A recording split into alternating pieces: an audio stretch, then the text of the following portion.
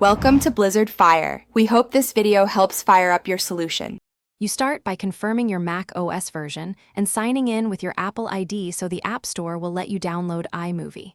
Once done, make sure you have roughly 20 to 30% free disk space and a stable Wi-Fi connection. This prevents interruptions.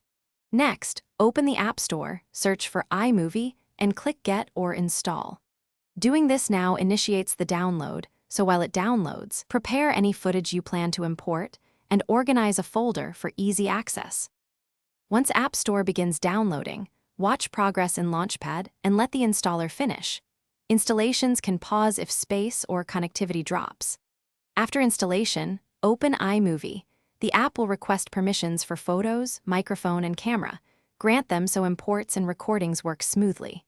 Then import your clips using File Import Media or by dragging folders into the media browser and create a new project. Make sure you name the project clearly. This organizes timelines and prevents accidental overwrites as you assemble clips and add transitions. To finish, export your movie using Share Then File, choose resolution and quality that match your target platform, and save to a chosen folder.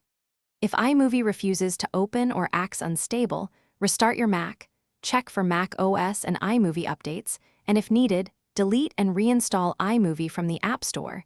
This often fixes corrupted installs. If clips don't show, make sure iMovie has photos and file access in system settings, and confirm the media is on your local drive rather than an unmounted external disk.